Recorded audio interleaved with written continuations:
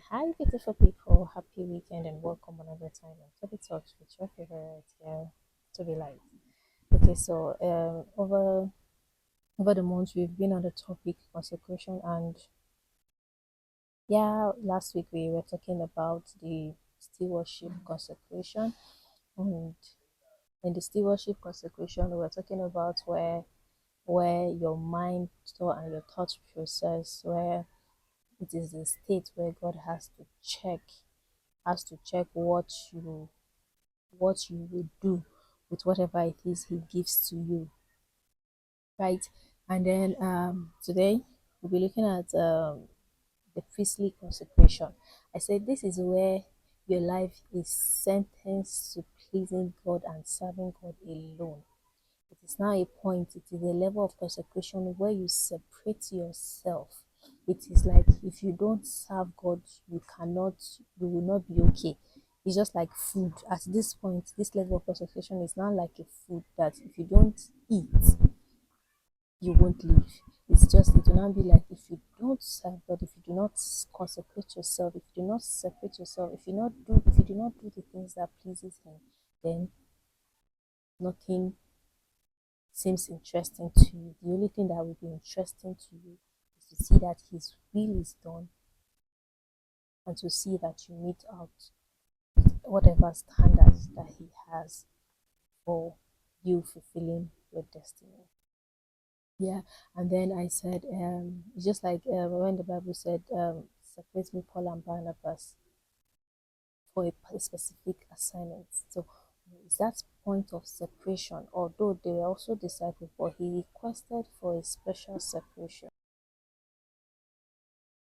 So the fourth consecration, which will bring us to the last for this month, is the Nazareth consecration. Yes, this is the highest be engineered. It can only be wired by the Spirit of God, right? If it is not the Spirit that is leading you, especially this Nazareth consecration, if it is not the Spirit of God that is leading you to, please don't go and try to, so that you don't eventually um lose yourself at the process, or even lose the little stand you are already having with God right now. So the Nazareth consecration is at this level that God earmarks men for the purpose of ordination. Now, it is now the ordination you have. I say it is ordination sensitivity that determines the quality of this consecration. It is now determined on the kind of call you have that will now let you know if that will now let you know that no, this consecration, it is a do or die something. It is either I do it or I die, right? So and I said in this consecration, right, the Nazareth, one of the things that the Nazareth consecration is that they don't drink. One, they don't get married. Number two, and then number three, they don't cut their hair.